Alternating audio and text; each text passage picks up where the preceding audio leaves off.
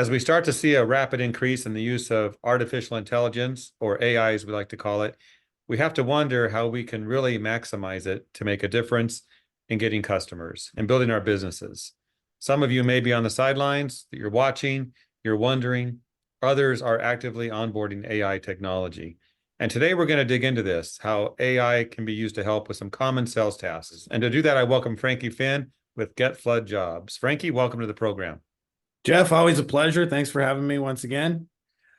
Let's get into it if you're ready. If you guys are cool, I wanted to play something with you, just a little brief recording. This is, I'll turn up the volume here. This is Tesla Motors. And this is something that I think is coming to the restoration space within the next year or two. And so the reason I say that is we have the capacity now, today, not as some future far off event, to have AI voice systems that can call and answer the phone and have real-time live conversations. And especially if they're not aware of these technologies, like the vast majority of people will not realize they're talking to an AI bot. So I'm going to play just maybe 20 seconds here. Hey, James. Yeah, who's this? Hey, James. It's Alexander from Tesla Motors. How's your day going so far?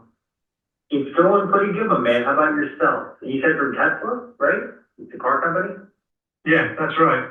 I'm calling from Tesla Motors, the car company. Did you have any trouble or questions while customizing your car on our website?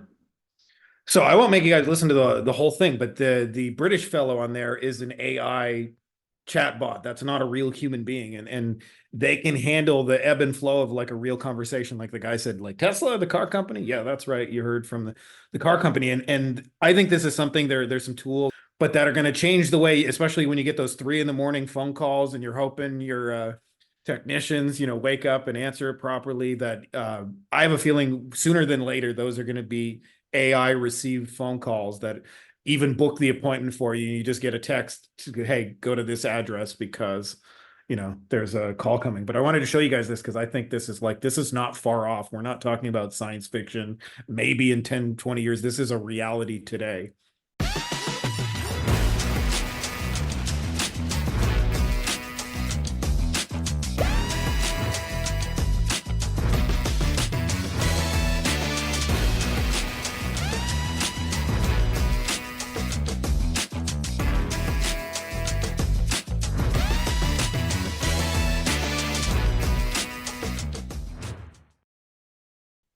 Well, Frankie, I have to admit, I should admit this, but I have engaged chatbots before thinking they were real people.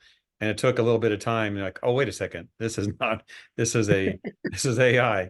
So I kind of caught some clues there that this was not real. But when you think you're getting a real person, you could engage that. And it could lead to what the businesses are trying to do, help the customer get things done. Yeah. So, And not only that, like the capacity to follow up with people when you miss a call and things like that. I think it's going to be unparalleled. And especially when you just compare cost analysis of paying a real human being to answer the phone 24/7 versus somebody's.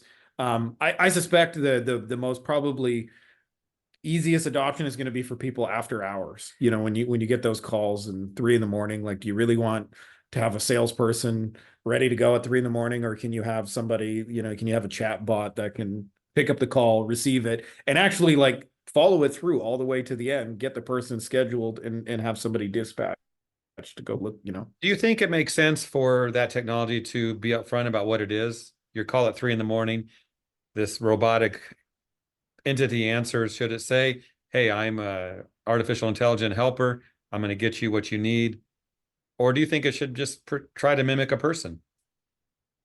Well, I think, I would personally prefer to know that I'm talking with an AI, but I have a feeling that's not how most people are going to use it. You and I were remembered when everybody switched their customer service to a real live human being to press 1, blah, blah, blah. And those things are kind of annoying, but this is more like one of the differences with these is even to somebody like you mentioned, like, of AI, you've seen these tools. It's not always like immediately obvious to you that that's what you were interfacing with. So I have a feeling most people are going to use it from that perspective, is that there's going to be a whole lot of AI conversations that people don't know. I've even seen like kind of more unscrupulous ones where you can clone somebody's voice. And I saw somebody got extorted for like $50,000 the other day, where they pretended to be the daughter and said, we kidnapped your daughter and let me play a message from her. And then they used the clone version of her voice and said, well, we're only going to free her if you give 50,000. Meanwhile, the daughter was away on vacation and just unreachable